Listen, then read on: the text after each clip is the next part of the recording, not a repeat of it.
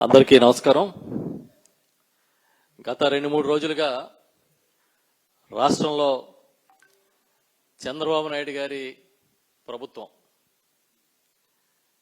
బహుశా దిక్కుతోచని స్థితిలో పడిపోయి ఎదురుదాడిలాగా వైఎస్ఆర్ పార్టీ అధ్యక్షులు మా ప్రీతమ నాయకులు జగన్మోహన్ రెడ్డి గారికి అపఖ్యాతిని తీసుకొచ్చే ఒక పెద్ద ప్రచారానికి శ్రీకారం చుట్టింది. ఇలాంటి ఎత్తుగడలు, చీప్ ట్రిక్స్ ప్రదర్శించడంలో తెలుగుదేశం పార్టీకి ఒక పేటెంట్ ఉంది. ఎప్పుడూ ఒక స్ట్రైట్ పాలిటిక్స్ చేయకుండా, తప్పు చేస్తే ఇది తప్పు అని సరిదిద్దుకోకుండా, ఎదుటి వాళ్ళ మీద బురద జల్లడం, ఆ బురద వాళ్ళు కడుక్కునే లోపు మనం పునీతుల్లాగా ఫోజులు కొట్టడం ఈజీ అనే ఒక సిద్ధాంతాన్ని నమ్ముకుని ఇవాళ ఈ ప్రభుత్వం నడుస్తోంది. నిన్న ఈరోజు రాష్ట్రంలో ఒక పెద్ద ప్రచారానికి తెరతీశారు. వైఎస్ఆర్ పార్టీకి, మా నాయకుడు జగన్మోహన్ రెడ్డి గారికి ఒక ముద్ర వేసే ప్రయత్నం చేస్తున్నారు. ప్రధానంగా వైఎస్ఆర్ పార్టీ అంటే ఒక రౌడీయిజాన్ని ప్రోత్సహించే పార్టీలాగా, చాలా అరాచకానికి ఒక ఎక్కువ ఆస్కారం ఇచ్చే పార్టీలాగా చూపించే కార్యక్రమం చేస్తున్నారు. ఈ విధమైన బ్రాండింగ్ మాకు ఇచ్చి ఆ బ్రాండింగ్ చాటున పబ్బం గడుపుకోవాలనేది వీళ్ళ ఎత్తుగడలా కనిపిస్తోంది. నిన్నో చంద్రబాబు నాయుడు గారు ఒక సభలో మాట్లాడిన తీరు కానీ, రాష్ట్ర హోంశాఖ మంత్రి గారు అనిత గారు మాట్లాడుతున్న తీరు కానీ, ఇవన్నీ చూస్తుంటే ఖచ్చితంగా ఇవన్నీ కూడా డైవర్షన్ పాలిటిక్స్ లో భాగమే అని మేము చెప్పగలుగుతాం. ఎందుకంటే గత కొద్ది రోజులుగా ఈ రాష్ట్రంలో మెడికల్ కాలేజీల ప్రైవేటీకరణకి గౌరవనీయులు జగన్మోహన్ రెడ్డి గారి నాయకత్వంలో పెద్ద ఉద్యమం జరుగుతోంది. 1 కోటి సంతకాల సేకరణ చేసి వాడవాడలా స్వచ్ఛందంగా ప్రజలు ముందుకొచ్చి ఈ ప్రభుత్వానికి, వాళ్ళు తీసుకున్న నిర్ణయానికి వ్యతిరేకంగా నిలబడేసరికి ఊపిరి సలపని పరిస్థితికి వాళ్ళ ప్రభుత్వం వచ్చింది. దాంతోపాటు ఏదైతే టెండర్లు పిలిచారో ఆ మెడికల్ కాలేజ్ ప్రైవేటీకరణకు అనుగుణంగా ఒక్క సంస్థ కూడా టెండర్లు వేయలేదు. ఒక్క కాలేజీకి మాత్రం కిమ్స్ సంస్థ టెండర్ వేసిందని వాళ్ళకి మద్దతు ఇచ్చే పత్రికలు రాశారు. తీరా చూస్తే అది కిమ్స్ సంస్థ కాదు, ఏదో ఒక దానిలో పనిచేసే డాక్టర్ అని చెప్పడం, కిమ్స్ వైద్య సంస్థ మేము టెండర్లు వేయలేదని ఖండించడం, ఇవన్నీ చూసినప్పుడు జగన్మోహన్ రెడ్డి గారికి వస్తున్న మద్దతు బహుశా వీళ్ళ కంటగింపుగా ఉన్నట్టుగా అనిపిస్తోంది. దాంతోపాటు రెండో విషయం ఏంటంటే, మొన్న 21వ తేదీన జగన్మోహన్ రెడ్డి గారి జన్మదినోత్సవం ఊరు వాడ ఒక పండగ వాతావరణంలో జరిగింది. సాధారణంగా మేము మా నాయకులు పార్టీ కార్యాలయంలో కార్యక్రమాలు చేస్తాం. అనాథాశ్రమాలు, వృద్ధాశ్రమాలు లాంటి చోట సేవా కార్యక్రమాలు, రక్తదానాలు అవి చేస్తూ ఉంటాం. వీటితో పాటు ఈసారి అనూహ్యంగా ప్రతి గ్రామంలోని, ప్రతి ప్రాంతంలోని పెద్ద ఎత్తున స్వచ్ఛందంగా జగన్మోహన్ రెడ్డి గారి పుట్టినరోజు కార్యక్రమాలు జరిగాయి. ఏ స్థాయికి జరిగాయంటే బహుశా వాళ్ళ ఇళ్లలో పుట్టినరోజులు కూడా అంత ఘనంగా జరుపుకోరు. అలా ఒక పండగ వాతావరణంలో పెద్ద ఎత్తున సంబరాలు చేసుకున్నట్టుగా పుట్టినరోజులు చేయడం కూడా బహుశా చంద్రబాబు నాయుడు గారి సర్కార్కి కంటగింపుగా ఉన్నట్టుగా అనిపిస్తోంది. ఈ 2 సంఘటనలే కడుపు మండిపోతూ ఉంటే వాళ్ళకి, ఈలోపు నిన్ననే అమరావతిలో ఒక హృదయ విదారకమైన సంఘటన కళ్ళారా మనం చూసాం. బహుశా అలాంటి ఒక సంఘటన చూసినప్పుడు, విన్నప్పుడు మనసు కరిగిపోని మనిషే ఉండడు. చంద్రబాబు నాయుడు గారు చాలా గొప్పగా చెప్పుకుని అంతర్జాతీయ స్థాయి అమరావతి రాజధాని నిర్మాణం కోసం భూములు ఇచ్చిన రైతుల వేదనకి, వాళ్ళ బాధకి నిన్న సాక్షిపోతుల లాంటి ఒక సంఘటన జరిగింది. ఇంతకుముందు మొదటి విడత భూములు ఇచ్చిన రైతుల్లో కనీసం వారికి కూడా న్యాయం చేయకుండా వాళ్ళకి ఇవ్వాల్సిన రిటర్నబుల్ ప్లాట్స్ అన్ని వాటిని తీసుకుని వాగుల్లోనూ ముంపు ప్రాంతాల్లో ఇచ్చారు.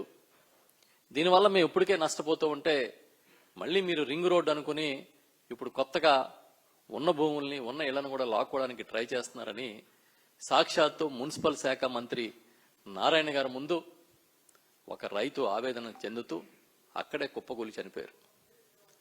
ఆ వార్త మేము టీవీలో చూసినప్పుడు కానీ అదేవిధంగా పత్రికల్లో చూసినప్పుడు కానీ చాలా ఆవేదన చెందాం. కానీ ఈ రోజు వరకు ముఖ్యమంత్రి కానీ లేదా ముఖ్యమంత్రి గారికి ఖాళీ లేకపోతే కనీసం ఆ ప్రభుత్వంలో బాధ్యత కలిగిన మంత్రులు కానీ అయ్యో అని పాపాను పోలే, కనీసం సంతాపం ప్రకటించలేదు, ఆ కుటుంబానికి సహాయం చేస్తామని కూడా చెప్పలే. అంటే తప్పు చేశామనే బాధ కూడా వాళ్ళలో కనబడలే. నిజానికైతే ఈ సంఘటనకి ఎఫ్ఐఆర్ వేయాలి. ఎందుకంటే ఈ ప్రభుత్వ బాధితుడిగా నేనున్నాను అని మాట్లాడుతూ రైతు అక్కడే కుప్పకూలిపోయాడు. అది కూడా సాక్షాత్తు నారాయణ గారు మంత్రివర్యుల ముందు ఆవేదన చెందుతూ దీనికి మీరందరూ కారణం, మీ ప్రభుత్వమే కారణం, మీరే కారణం అంటూ పడిపోయాడు. అలాంటి సంఘటన పట్ల కూడా వీళ్ళు చలించలేదు.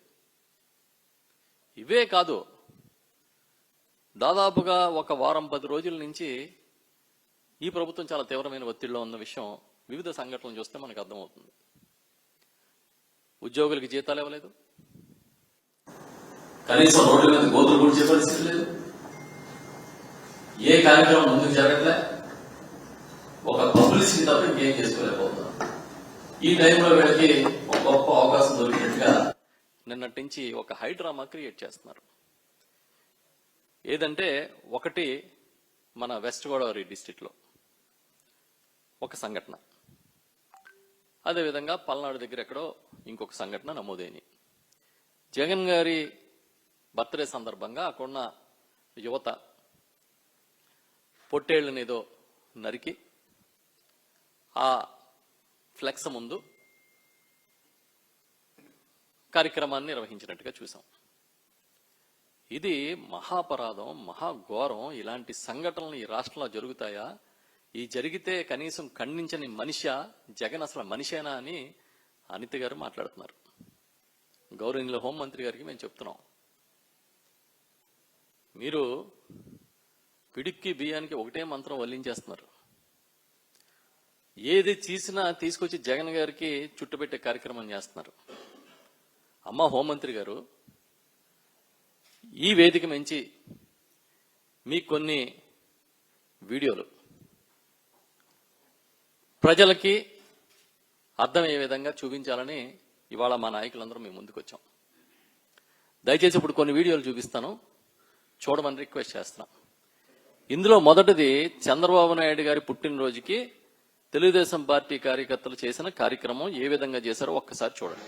మీరు ఆ ఫోటో దగ్గర చూస్తే ఇప్పుడు వేట వేసిందే కాదు, ఇంకా ఆ ఫ్లెక్స్ దగ్గర, చంద్రబాబు నాయుడు గారి ఫ్లెక్స్ దగ్గర కింద ఉన్న తలలు చూడండి, పొట్టేళ్ళు తలలు చూడండి ఎన్ని ఉన్నాయో.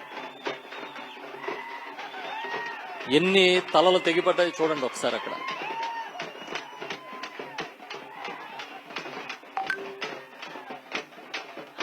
మళ్ళీ దాన్ని తీసి ఆ ఫ్లెక్స్కి రాస్తున్నారు, రక్త తర్పణం చేస్తున్నారు. అది కూడా హిందూపురం శాసనసభ్యులు, తెలుగుదేశం పార్టీలో కీలకమైన నాయకుడు,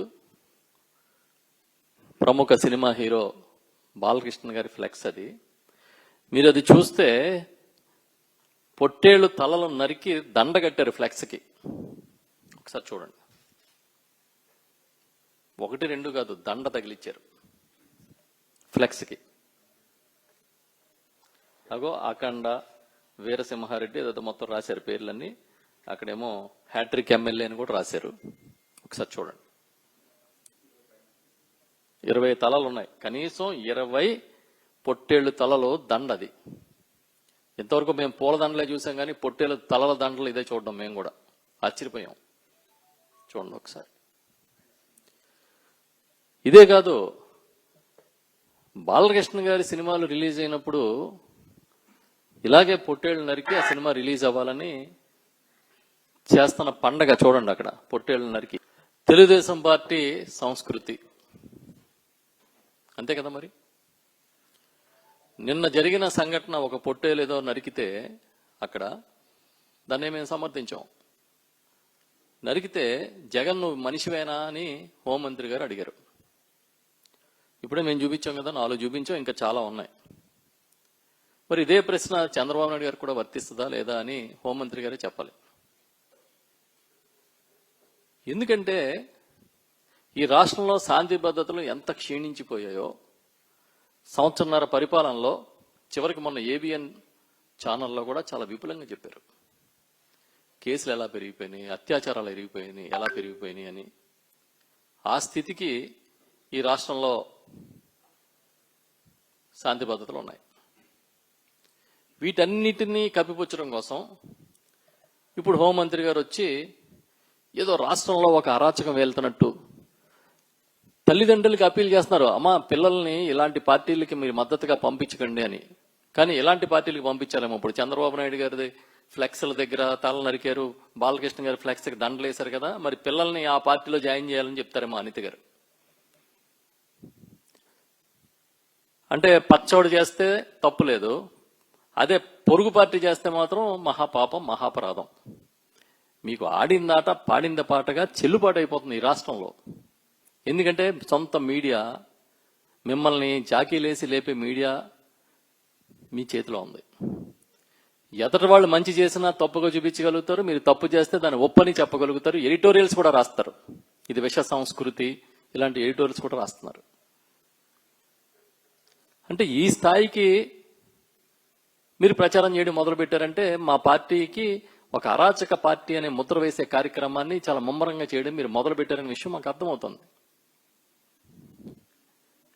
మీరు ఒక డైవర్షన్ పాలిటిక్స్ లో భాగంగానే ఈ కార్యక్రమం తీసుకుంటున్నారు.